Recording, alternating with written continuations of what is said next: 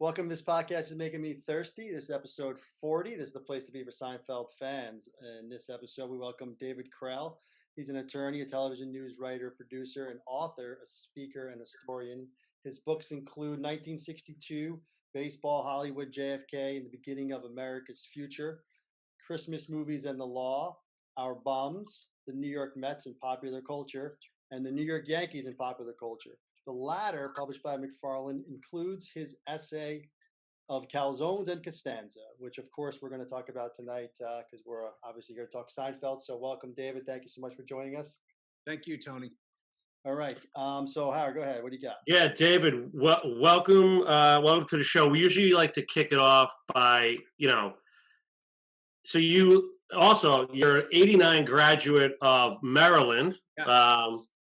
That's also Peter Melman is an alumni as well. I wonder if you guys ever crossed paths. He's another. But I was in the same fraternity years later as Larry David. I was in the Tau Beta chapter of Tau Epsilon Phi.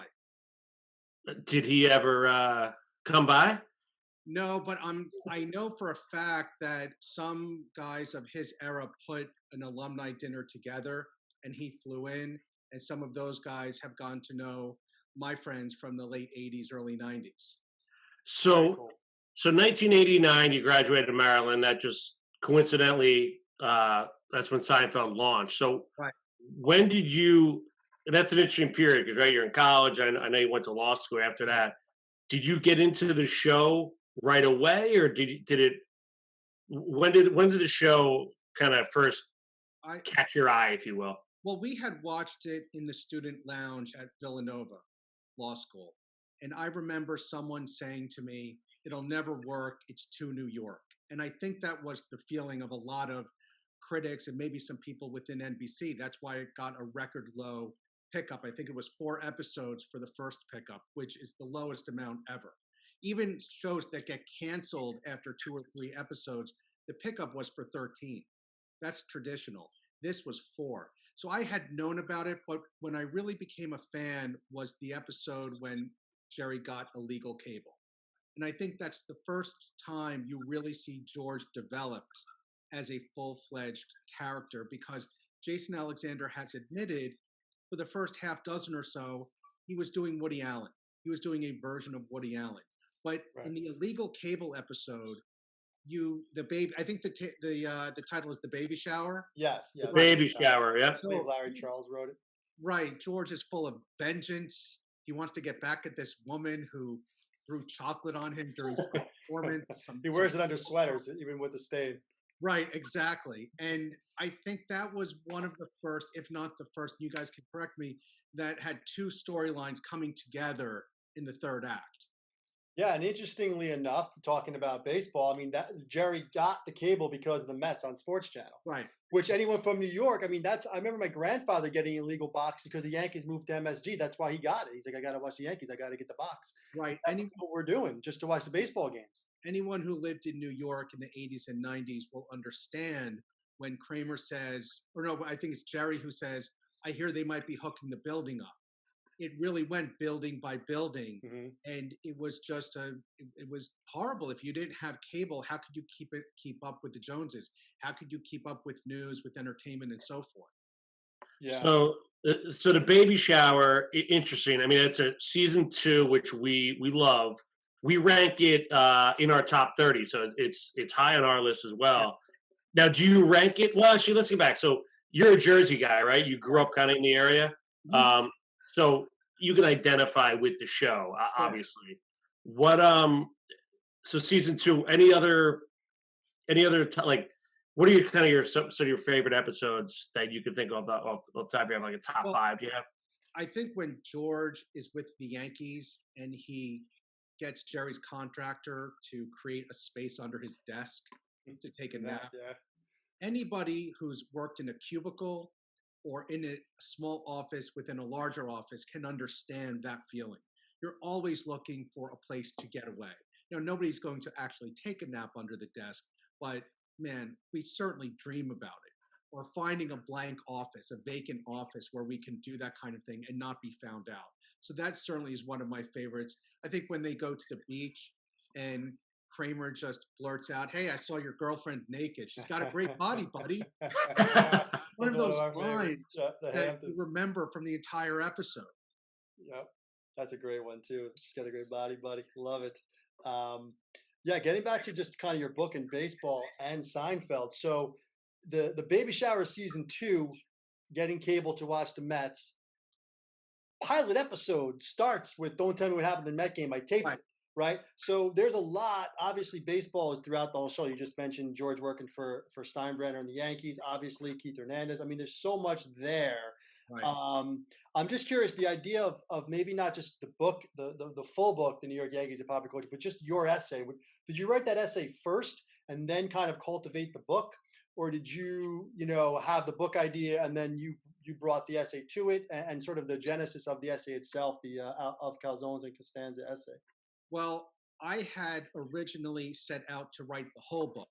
Okay. And it was about a week that passed, and I called up the editor. I said, "I can't do it. I want to write about Yankee Stadium. I'm not an architect. I want to write about Pride of the Yankees. I'm not a film historian." And she said, "Why don't you get an anthology together, recruit people?" But I knew that I was going to write the Seinfeld essay. That one I had reserved for myself. So when I sent out invitations and emails, I said, "Look, this is the one I'm writing. What are your thoughts?" Because I didn't want anyone to even touch on George. That was going to be mine. And I'm a big fan of alliteration. So when I was thinking of a title, Calzones and Costanza just kind of came to me. It wasn't any forethought, or I would like to tell you, well, I conceived 80 different titles and I whittled it down. It was one of those things that was just full of serendipity. And it was fun. It was a fun chapter to write. I knew that a lot of people wouldn't write about it, but or even think about it. And that's why I wanted to do it. It was so offbeat. You might think the Yankees, well, damn Yankees, the Reggie Bar, the Pride of the Yankees, the Babe Ruth story. Seinfeld is kind of forgotten, and I didn't want, in terms of the Yankee storyline, and I didn't want that to be the case. Yeah, we'll dig a little into the essay in a minute. It's fantastic. So you grew up in the 70s, right? 70s and 80s. So and you wrote so you're a Yankee fan, right? Or I know you write about the like baseball in general and the Mets and Yankees, but are you a Yankee fan? Well, here's how I answer that question, because I get it a lot. I was born a Mets fan, but I'm a fan of whatever team I'm writing about at the time. I'll put it to you that way. So, well, you're putting a lot of work into the research, so I'm assuming you just kind of go, yeah, you have to kind of. But if you grow up in the late 70s and you're 10, 11 years old, you can't help but know what's going on with Reggie Jackson and Billy Martin and Thurman Munson, because it's all over the sports pages. So yeah, and so we're kind of a decade right behind you in that respect. So we grew up. My whole thing is you're really a fan of a team from like years 8 to like 18, or until they win a championship. So if they don't get the championship and you're 30, whatever old you are, I give you that. Just keep going until they get it, right? So we got lucky at 18, 96 Yankees win. So we had our entire time of growing up and being a fan of them not winning, and it kind of hurt that Mattingly didn't get his title. But anyway, that's a whole other side story. Mattingly is our guy. But the point is, all we heard about was Steinbrenner this, Steinbrenner that, growing up, from my grandparents and parents, things like that. Steinbrenner. So to see it on the screen, all of a sudden, the Steinbrenner list, and when Frank yells it at Costanza, it was like a crazy moment for us to just kind of see that happen. Sure. But what's interesting to me, and I wanted to get your perspective on this as a historian of baseball, when Steinbrenner passed away, all of a sudden everyone loved him. It was like the late 90s championships just washed away all that stuff, and he didn't have anything to do with the late 90s championships, really. All of a sudden, Steinbrenner was just a guy. I just always found that fascinating. I just thought, I don't know if you had a take on that at all, especially when death happens. When death happens, it's like watching with Vaseline on the lens. Everything gets a little blurry, right? Everything gets a little nostalgic, a little wistful. So I think when somebody passes, that happens. It happens in your family. It happens with people you know. It happens with famous people. I don't think there's anything more to it than that. Yeah, that's a good point. Yeah, and I think, winning cures everything, right? Like before 96, I mean, and they mentioned it, Melman mentioned it, like they were so meticulous about mentioning, McGriff, McGee, Dreback, right? Remember, I know the Junior. list.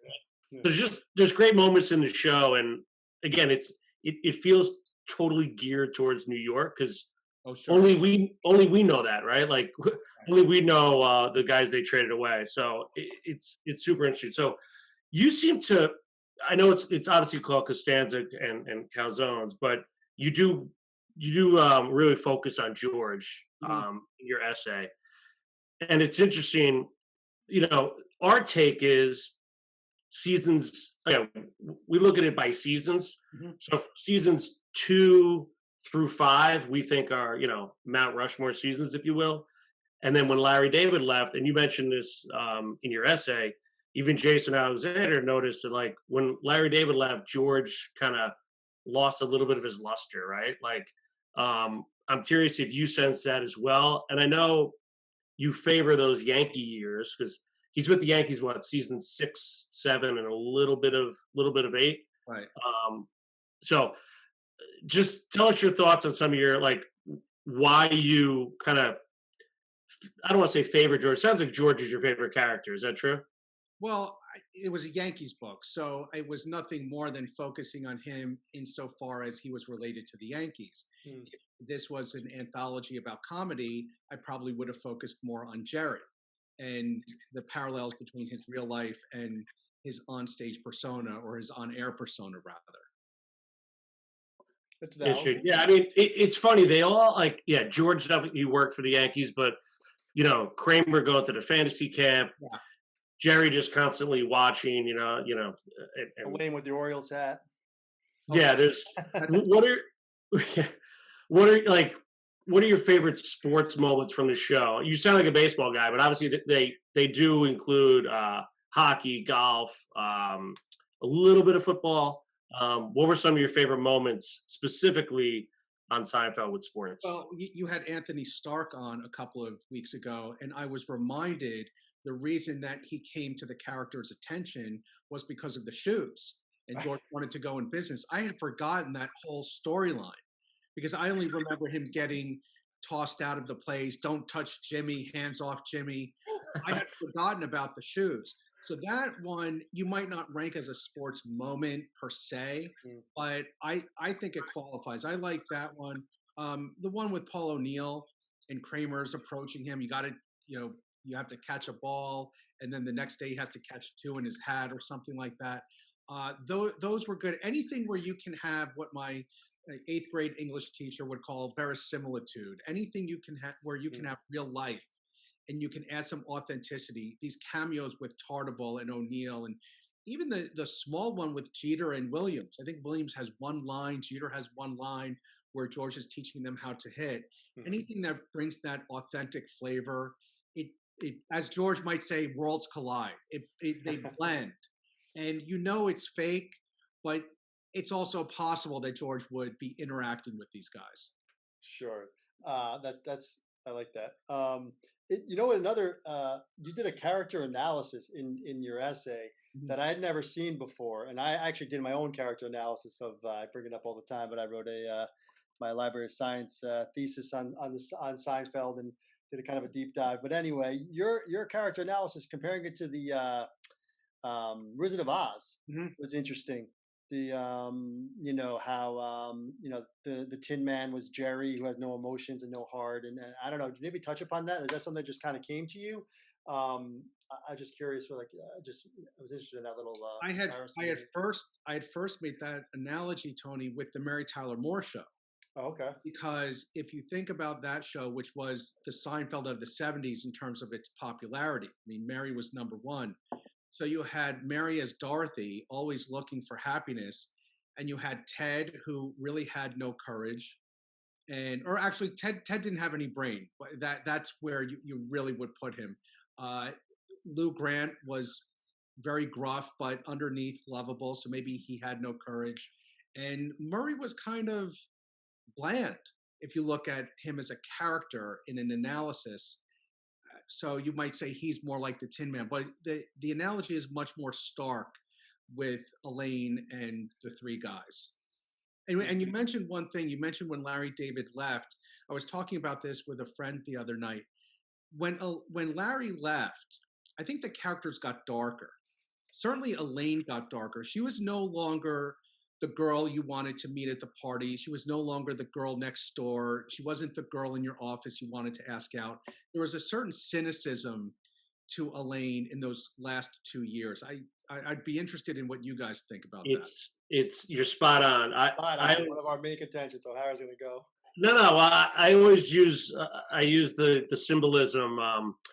Elaine's hair is a compass for the show. Meaning, when her poof went away, right, the quality of the show went down.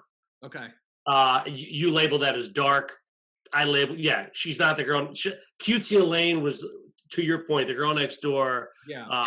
Fun loving, just like laugh out loud funny. And we're trying to figure out why that happened. We had Stephanie Kenny, the costume designer, on, and she made some good points that she had new jobs that elevated her, and her whole look and feel kind of changed. Yeah. But I think it's, at the end of the day, these characters, they have egos, right? They wanted to just kind of put their stamp on things, whether it's right or wrong. I think Larry leaving, Tom Sharonis was the original director. I think him leaving caused, and listen, the ratings were still killing it, so it didn't matter at the end of the day. But again, for like fans who watch it from the beginning to the end, like, we notice these things. Right. It's interesting. Like it's still killing it in syndication now, but I think people are jumping in at different points. Mm-hmm. So a lot of the younger people we talk to, like, love, right, like these cartoonish episodes or the yada yada episodes in the later years, which, hey, to each their own. But to me, and listen, here's another point. We brought this up with sportsmen before. The term pink hat fans. Have you heard that? As far as, so it's like a Yankee, like pink hat fans of Yankee. It's like the later years, like let's call it like Clemens and Giambi. Like they show up, they're wearing a pink hat just because they're winning, right? And we feel there's a correlation between that and the later years of Seinfeld, right? Like the yada yada episodes. Right. I'm comparing Clemens to yada yada. I don't know if this is making any sense, but it's kind of just jumping on a bandwagon, and the ratings are good. Like, the Yankees continue to win. Seinfeld is doing well, but it got away from the core of what they really were, right? Like the Paul O'Neills, you mentioned Bernie, or even to Gerald Williams or Jimmy Key.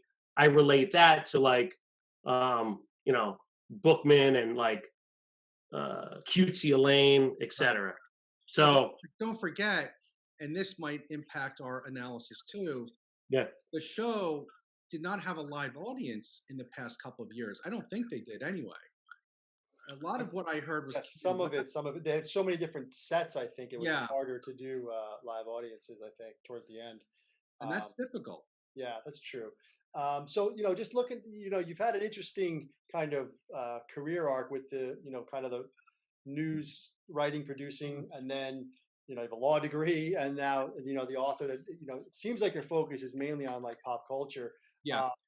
But, you had mentioned before we started about some of your jobs, or how you got a job using the opposite approach from George.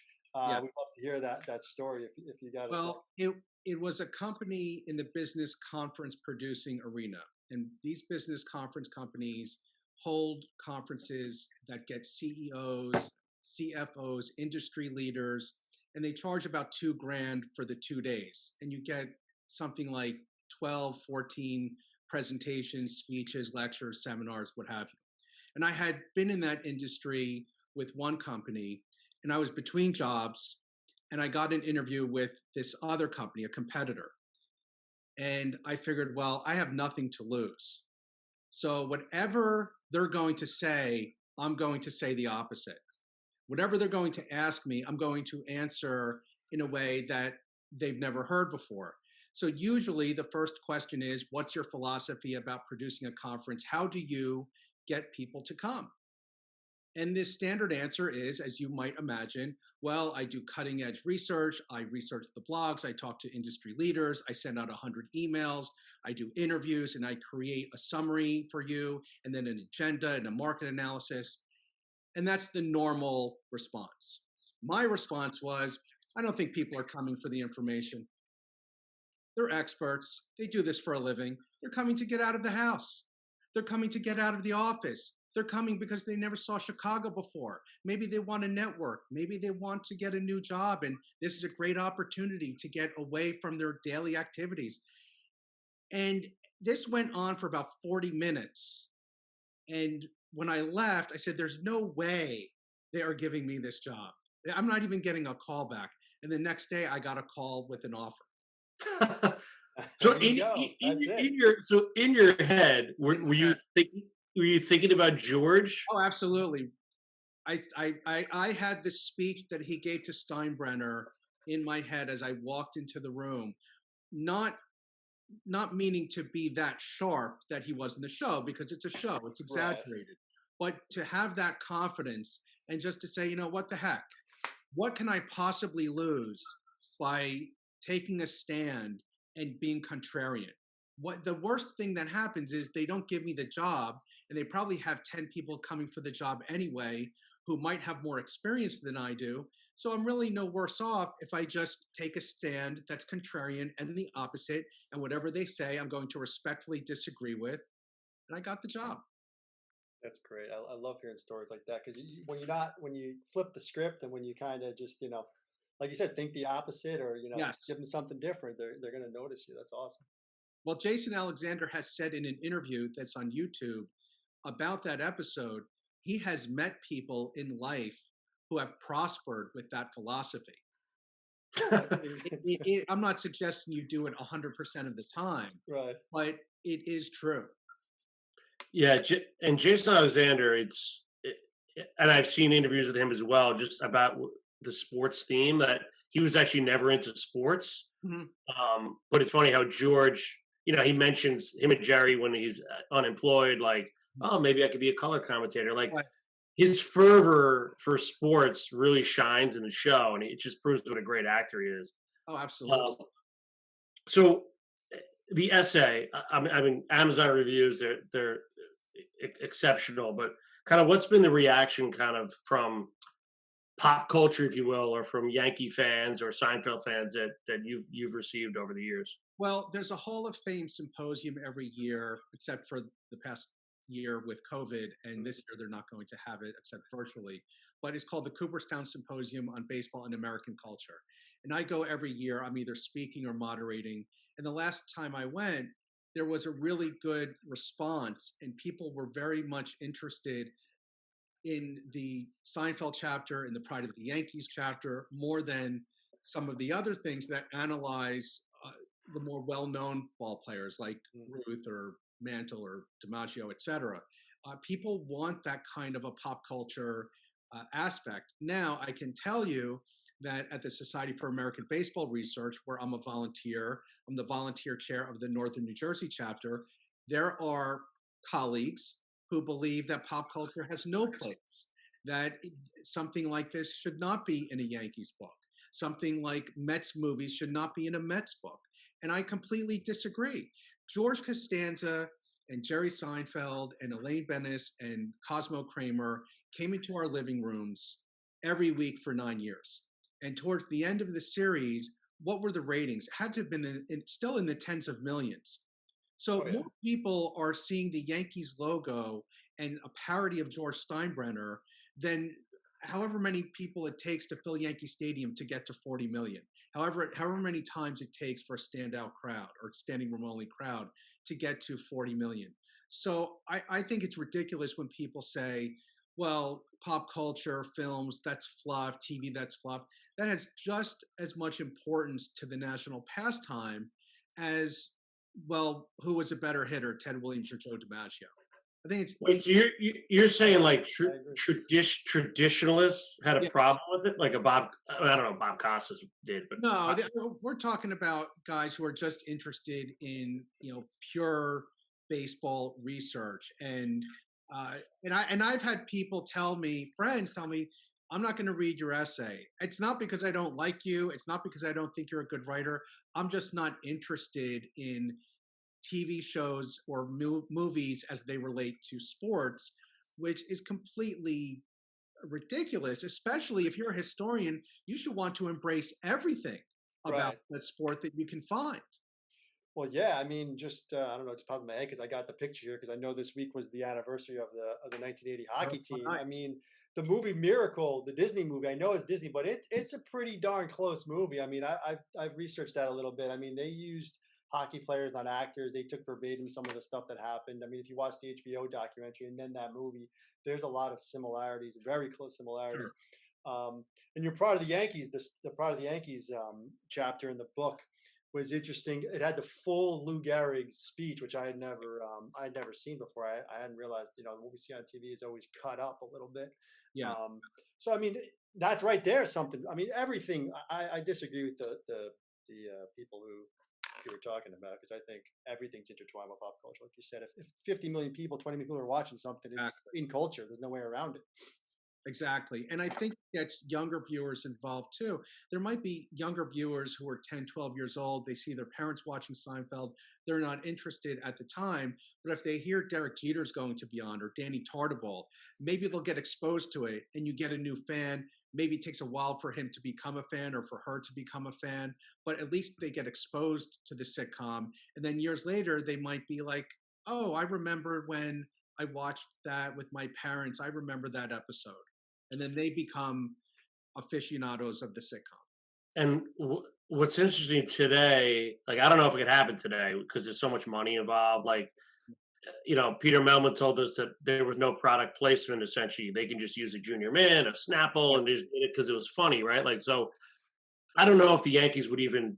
Well, they would jump on this, I'm sure, if 30 million people are watching it. But it's so interesting how that happened back in the mid '90s. And for us as Yankee fans, then like they weren't that good. They weren't the They Yankees. weren't the Yankees until the late seasons of Seinfeld. Even Right. then, we know when George makes the crack about you won the World Series. I mean, other than that, the Luis Polonia and the Tartable and the Mattingly split his pants and Right. they weren't good. The stadium, even in '96, no one was at Yankee games in '96. Stadium was empty every game in '96. Don't fool yourself if you're a kid Yeah. who doesn't remember that. The stadium was empty in '96 the whole season. Things that they did, guys, I think were so brilliant in the way they tied stories together. When Jerry's dating a woman who's running a PBS pledge drive, and they want Danny Tartabull, or George volunteers Danny Tartabull to come on air and encourage people to donate money to PBS. That's a really clever way to bring in a Yankee. And I think we kind of lose sight of that, or at least I do, because I'm always looking for the laugh. I'm looking for the joke. And I remember the episode, as you say, it's still strong in syndication. But if you break it down like you guys do, scene by scene or episode by episode, you see some of the story structure and how brilliant it was in tying different storylines together. Yeah, Yeah. for sure. Even something as simple as Joe DiMaggio dunking his donut, I think he donuts. So they just gave Kramer that to give, just to have that tie into that story too. There's one thing I've never been able to decipher, and maybe you guys have a point on this. When the marine biologist episode, when George saves the whale, he's meeting this woman he had a crush on in college, Diane. Diane the DeCon. it girl. Yeah. But he's meeting her because Jerry met her at an ATM, and Jerry why wouldn't Jerry hit on her? I've never been able to understand that part of the story. It was never mentioned. It wasn't mentioned that he was seeing anyone. She's very attractive. I believe she asks about George. Right. Which when you ask about a friend, I think exactly. I think that's when Jerry was like, bro code. Yeah, it was just that's it, hands off. Like she asked about you, and then George thinks she's messing with him, which is a great George scene. He's like, "Are you?" Right. Screaming in the monk's diner. Hey, the guy asked about me. Yeah, I mean, but that's where Jerry. I know we talk about Wizard of Oz, like he's heartless, but I think there he's like, you know what? I'm going to do a solid for a friend here because she's like. Right. I never thought he'd amount to anything. And he's like, well, he's actually a marine biologist. So like, Yeah, he It really was thought he was doing a really good thing for George. I mean, George gets mad because he knows his, he knows his alleys, but Right. uh, yeah, he was doing a good thing for. You're right. I was doing a good thing for his friend on that one, which so doesn't happen very marine often in the show. so marine biology so tell us a little about the essay. So you obviously you did a ton of research on Yeah, this, your right? research is incredible. I can just tell that you definitely. Did you just sit and watch every episode? Did you talk to people like from the show? Can you No, tell us a little bit how you got the no, pen to paper? I approach it as a fan slash scholar.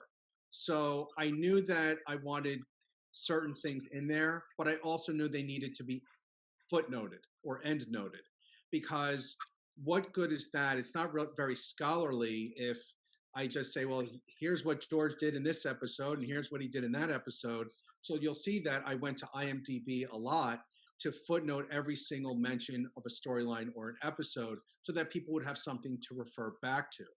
I it wasn't too difficult to figure out which ones I wanted in. The more difficult part was whittling down the show part, because I had to explain some of the genesis.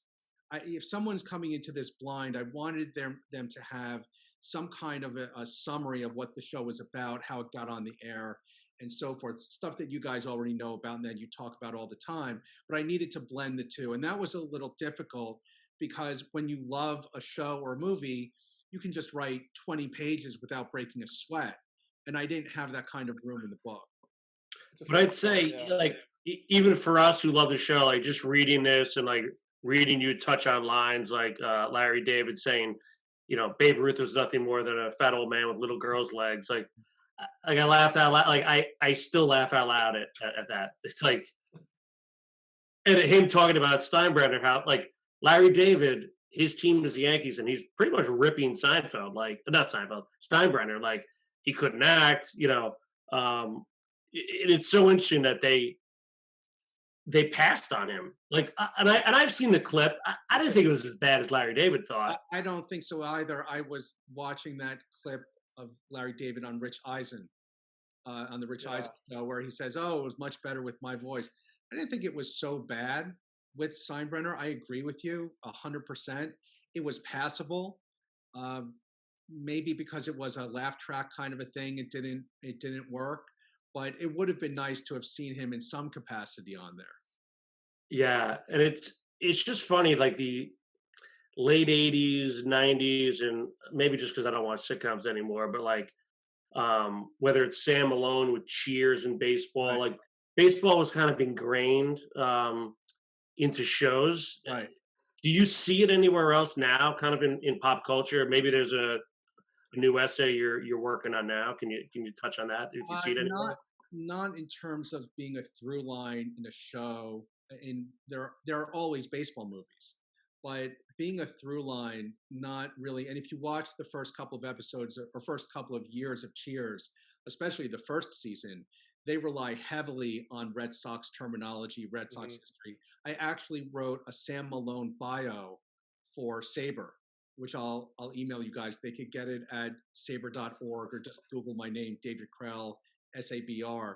And it's a fictional bio. But I watched all 270 episodes during the early days of COVID because the vice president of the United States said, stay home for 15 days. Okay, stay home for another 15 days. I gotcha. And I just went through every single Cheers episode, taking notes to build this fictional character. And I had forgotten how much Red Sox lore and history was in that show from the beginning through the end. It tapered off in the middle of the run, but there were things like Tip O'Neill, Speaker of the House, coming into Cheers, recognizing Ted Danson, recognizing Sam Malone. Admiral Crowe of the Joint Chiefs of Staff, same thing. So that was a real pleasure for me to write. I am a pop culture guy, and I love the trivia part of it. But you have to do the research. You can't just rely on, interesting trivia for an essay. You really have to do your work so you can flesh it out. Well, you know who else was in Cheers as Sam Malone's teammate? You referenced him earlier. It was Jimmy, Anthony Stark.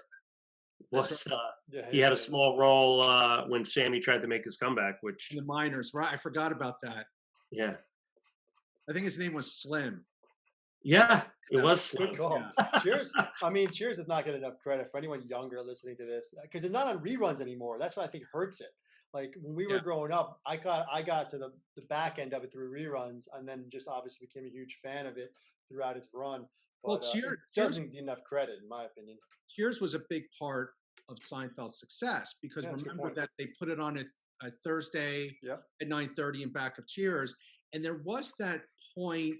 I don't know exactly when. You guys will probably know when NBC said, "Wow, Seinfeld's doing well. Let's move it against Home Improvement on Wednesdays," and it tanked. And somebody at NBC said, "Wait a minute, this is a Thursday night show. Let's move it back." And I'm not certain if this is true, but I believe that when Cheers went off the air, the Seinfeld production company, Castle Rock, had the opportunity to take the 9 p.m. slot. Right, there must have been some kind of agreement, formal or otherwise, and I think that was a big reason the show succeeded. Yeah, Larry David always has that line. If they weren't watching us on Wednesday, I don't want them watching us on Thursday. Because Right. he was like, I don't need them. Who cares? He was No, all it's mad. funny, Everyone was so excited about the switch to Thursday, and he was like, I don't want them. and I don't know if this is true in real life, but in the show when they're developing the pilot, George says, "I have to make more money than Ted Danson." Yeah, no, they bring up That Ted makes- Danson all the time. Ted Danson plane. Does Ted Danson make this kind of money? Yeah, yeah. And then Danson makes a huge part of Curb. So Oh, obviously there was something there. and the Yankees are mentioned in Curb too. You have that the episode where he's getting his dry cleaning, and it's a Joe Pepitone. Yeah, yeah, yeah. And you wrote that essay on Joe Pepitone too, which is Right. and Joe Pepitone is mentioned in Seinfeld too, in the brawl at the fantasy camp, I believe. And That's a great New York Yankee reference. Hank Bauer, Moose Scour, and Joe Pepitone. yeah, exactly. Lee And Boyer, these guys, like that's when you can tell a true fan, and you can tell Larry David injected his fandom in there. And Pepitone's also mentioned later on when Kramer's giving a tour of Central Park, and he says Yes. Pepitone created it. Joe Pepitone created Central Park. That's classic. Kramer's he's such a New York character. Like you could just see that happening like in real time with certain parents. It's like hilarious. So you mentioned the baby shower. You touched on the opposite. Any other episodes that like and the when George under the desk, but any other like ones that you just every time you watch it, you have that same like just crazy feeling of just pure laughter. Any ones that stick out to you? Well, I think the one when Kramer and George are at Monk's, and Kramer gives George this dose of reality. You have no woman, you have no job, you have no Yes. prospect. I like to get the daily news. It was right before, I think it was right before I had that job interview where I watched that episode and I was laughing so hard. I felt cathartic because you can identify with that character at that point. And that's why I went in and said, I have nothing to lose. But look, all 100, I think 180 episodes are. We call it 168 because we don't split up two-part episodes. But if you split up two-part episodes, it probably gets around 180. Yeah. I like the episodes when Jerry goes down to Florida to visit his parents. The Pen? The Pen. Oh, the Pen. That is my all-time favorite scene. Jack Klompus and the Pen. Klompus is one of my favorites of all time. Yeah, I mean that's like secondary characters. I think that's what this show allowed. It allowed secondary characters to shine. So like you mentioned Klompus or Jean Paul or Jimmy. Like right. No other show like in Cheers. I don't remember that happening. Right? Like it was Gary, the bigger cast. Gary But would be the closest to that kind of a character where they had the running rivalry between Gary. Cheers and Gary's. That's like one time and one guy. That's like if only Newman was a secondary character in Seinfeld and not Mickey and Harry. Harry Anderson. Yeah, from Night Court, right? That's yeah. But no, the secondary characters that recurred. Mickey was a great character. When I have a book coming out in December about Christmas and the law in movies and television, and I talk about there's one chapter about the HUAC hearings. These were the anti-communist hearings held by Congress in the 40s and 50s, And that's the episode where Elaine dates a communist. Right. So I talk about the blacklist and why the congressional hearings were held. But when Mickey has to tell the parents Santa is not a commie, that is another great moment. And it's such a great character that you wonder, did they have a meeting to figure out some kind of metric on how much to use these characters? Because you can run them into the ground. There's a reason that Newman's not in every episode. There is a chance, and I've seen other shows do this, and I know you have too, where the gag is just used too much. And it was just the right amount with Mickey, with Klompus, and some of these others. Mr. Wilhelm, another great character. Yep. That's a great. Mark Christopher Lawrence on the boss at that mall, Kramer's boss. We had him on our show. Right. But that's a great point. Like, these guest stars could shine, but they didn't overexpose them. So, and the Melman like talked about that. He's like, it was about the idea first, and they wouldn't jam a character in.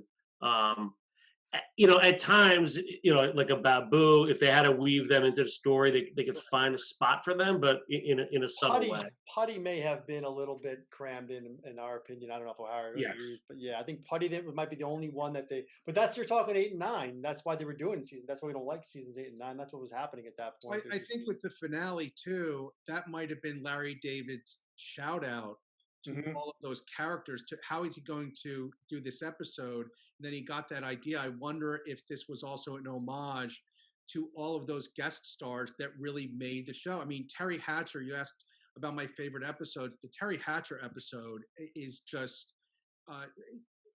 gold. Like, as Banya would say, it's gold. David, I think there's a Maryland theme here. You're loving these Peter Melman episodes, whether Plant, Hamptons. He's the gold standard, right?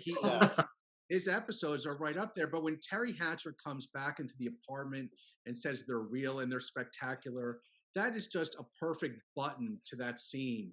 And I really don't see that in other sitcoms. This was not a traditional sitcom, really.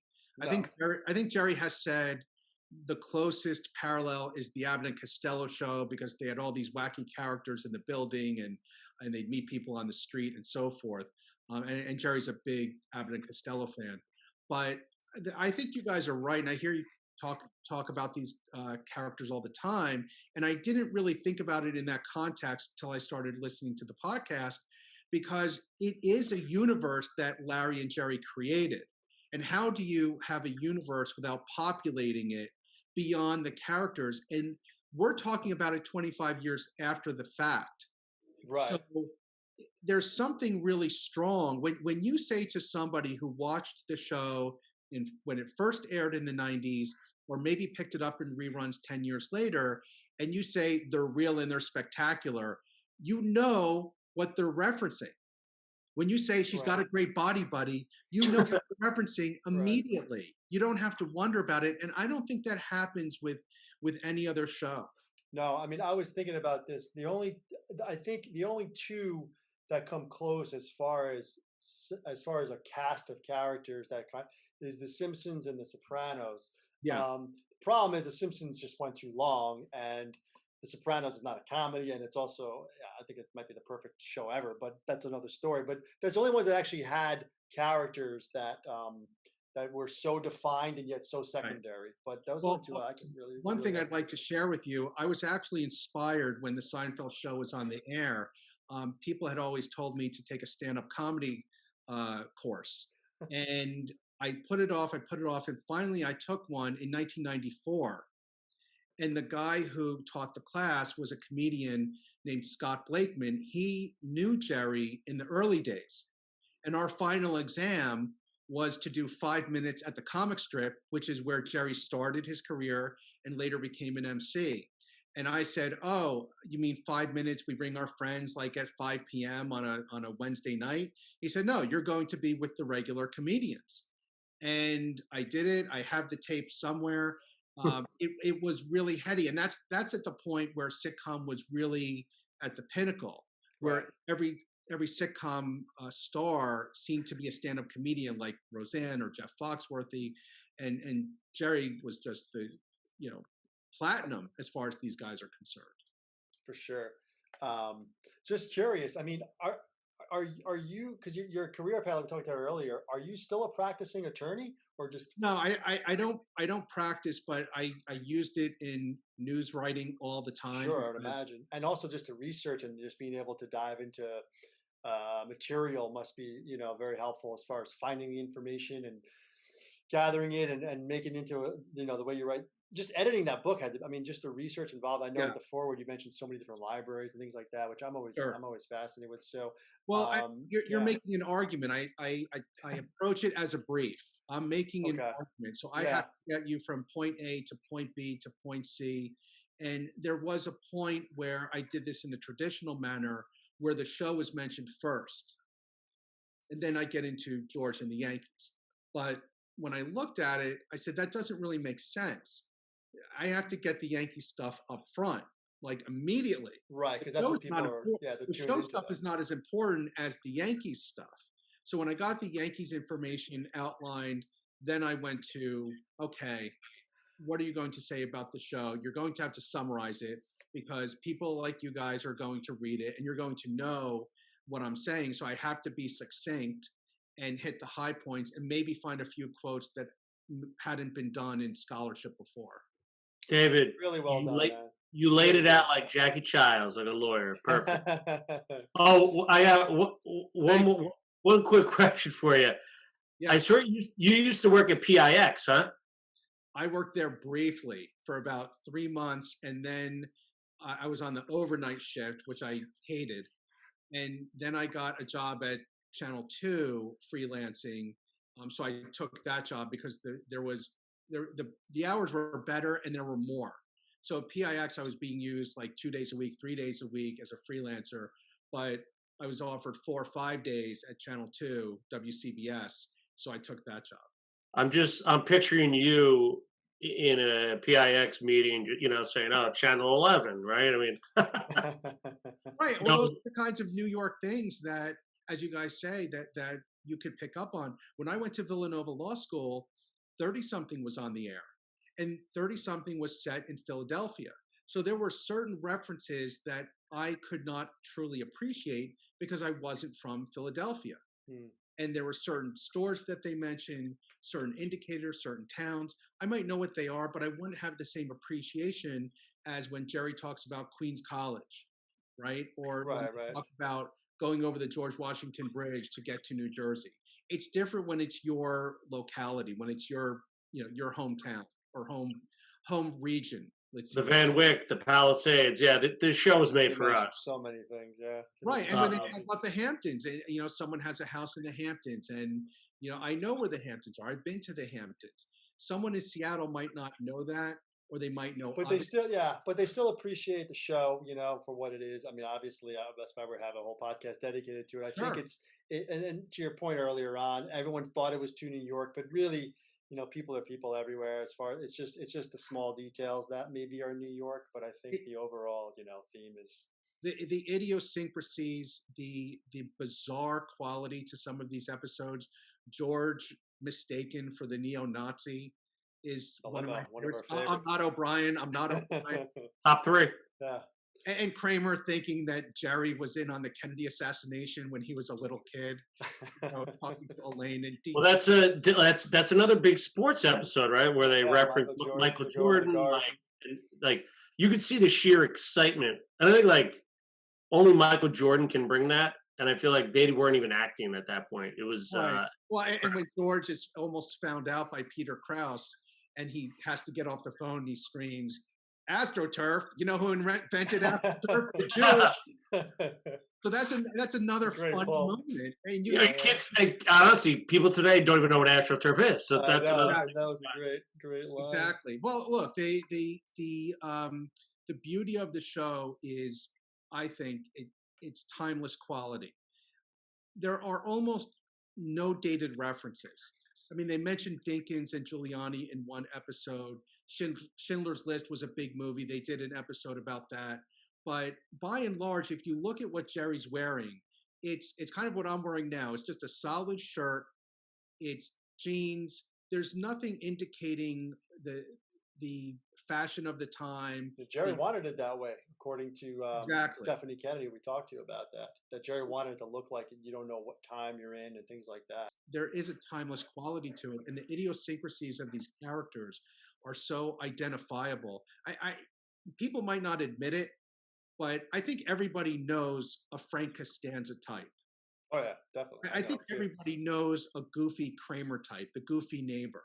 So these are universal themes that that came into our lives, and we can joke and we can laugh about George and taking a nap under the desk, and Jerry saying the wrong thing in front of Winona because he didn't know she's Native American and he flubs.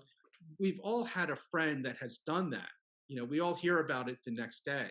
I don't know many people who have had sex with their bookish assistants and then offered a raise in the middle of coitus, but that's another story.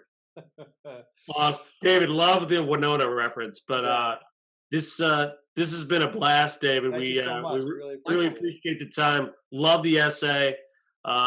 They can find your book, Amazon, I'm assuming, anywhere Amazon, else? Amazon or MacFarland's website, but I dare say most people go to Amazon these days. Yeah, I mean, that's the way it is. But yeah, MacFarland too, obviously. And everyone check it out. It's really good and well-researched. And if you're a baseball fan or a Yankee fan or just a pop culture fan, it's definitely something to check out.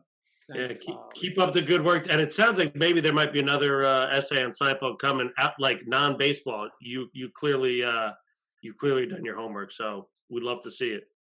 I appreciate that. Thank you. Thanks again, David. This was great. We really appreciate it. Thank you so much. Thank you, David. Thanks, have a great night, man. Be well.